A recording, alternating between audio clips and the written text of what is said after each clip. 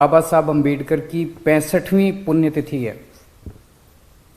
मैं समझता हूं कि बाबा साहब अम्बेडकर भारत के सबसे बड़े सपूत थे।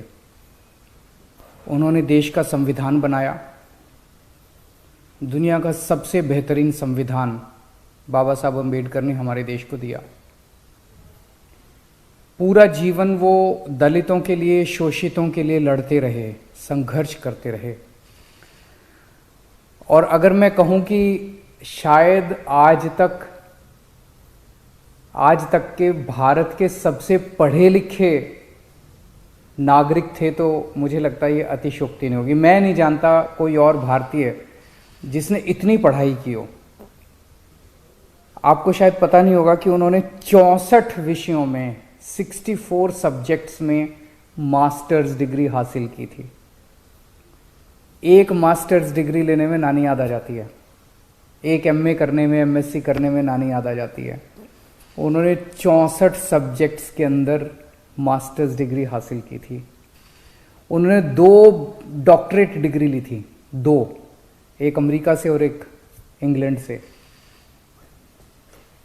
इतने गरीब परिवार से वो आते थे, इतने गरीब परिवार से आते थे, उनके घर में खाने को नहीं होता था। जब वो इंग्लैंड में डिग्री कर रहे थे तो बीच में उनका वजीफा रुक गया, उनको डिग्री बीच में छोड़ के आना पड़ा, और फिर वो यहाँ पे पैसों का जुगाड़ करके दोबारा डिग्री लेने के लिए गए थे। इतना पढ़ाई को इतनी ज़्यादा तवज्जो देते थे। 2 विदेशों से डॉक्टरेट डिग्री ली थी उन दिनों में। आज की डेट में कोई बच्चा अगर फॉरेन में पढ़ने जाना चाहता है, कितना मुश्किल है किसी के लिए फॉरेन में पढ़ने जाना, अमेरिका में, इंग्लैंड में पढ़ने जाना आज की डेट में कितना मुश्किल है। उन दिनों में ऐसा शख्स जिसने 2 डॉक्टरेट डिग्री फॉरेन से ली थी, उनको, और उस जमाने के वो पहले डॉक्टरेट डिग्री हासिल करने वाले पहले भारतीय थे।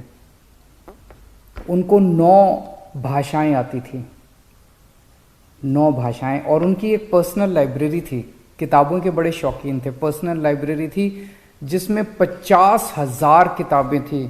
उनकी लाइब्रेरी का नाम था राजगीर। और कहते हैं कि दुनिया की सबसे बड़ी लाइब्रेरी उनकी पर्सनल लाइब्रेरी थी। इतना ज़्यादा उन्होंने पढ़ाई को तवज्जो दिया।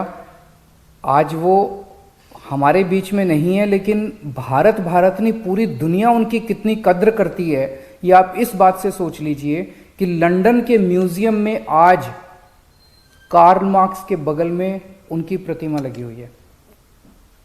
इतने बड़े भारतीय थे जिन्होंने भारत का नाम पूरी दुनिया में रोशन किया।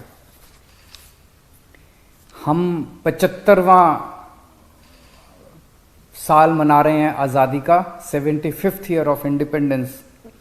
और इस मौके पे मैं एक बहुत बड़ा ऐलान करने जा रहा हूं कि बाबा साहब अम्बेडकर के जीवन को बच्चे बच्चे तक पहुंचाने के लिए दिल्ली सरकार उनके जीवन पे एक बहुत भव्य नाटक तैयार कर रही है, बहुत बड़े स्केल के ऊपर। जवाहरलाल नेहरू स्टेडियम में दिखाया जाएगा, 5 जनवरी से दिखाया जाएगा। उनके पूरे जीवन के ऊपर होगा, उनके विचारों के ऊपर होगा। इसमें नामचीन लोग इसके साथ जुड़े हुए हैं, इसके डायरेक्शन में, इसके आर्ट डायरेक्शन में, इसके क्रिएटिव में। 100 फुट बड़ा स्टेज बनाया गया है। बहुत ही भव्य नाटक बाबा साहब अम्बेडकर के जीवन पे बनाया जा रहा है। 5 जनवरी को इसकी ये शुरू होगा और 50 शोज इसके कराए जाएंगे। जनता के लिए फ्री होगा, कोई भी आके देख सकता है। अंतर्राष्ट्रीय स्तर का इसका प्रोडक्शन है, और शायद भारत देश में पहली कोई सरकार है जो बाबा साहब अम्बेडकर के जीवन को बच्चे बच्चे तक पहुंचाने के लिए इस किस्म का प्रयास कर रही है। बाबा साहब अम्बेडकर का एक सपना था,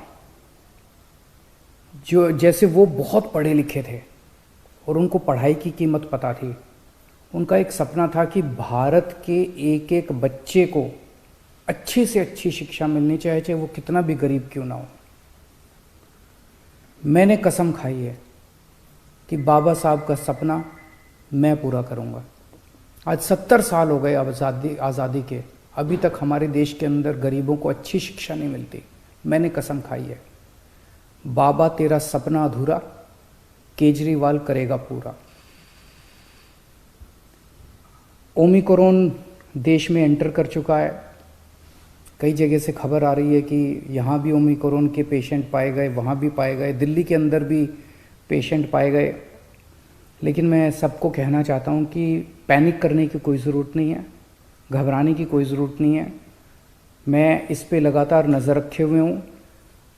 मैंने जो पिछले हफ्ते भी रिव्यू मीटिंग ली थी। हर चीज़ की जो ऑक्सीजन है, बेड्स हैं, दवाइयाँ हैं, इक्विपमेंट है, जिस भी चीज़ की ज़रूरत है उन सारी चीज़ों को हम पर्याप्त मात्रा में अवेलेबल कराएंगे। और चिंता ना करें, बस आप अपना काम करते रहें, सोशल डिस्टेंसिंग मेंटेन करें, मास्क पहनना बिल्कुल ना भूलें। मास्क सबसे ज़रूरी है। घर से बाहर निकले तो मास्क पहन के निकलें। नमस्कार।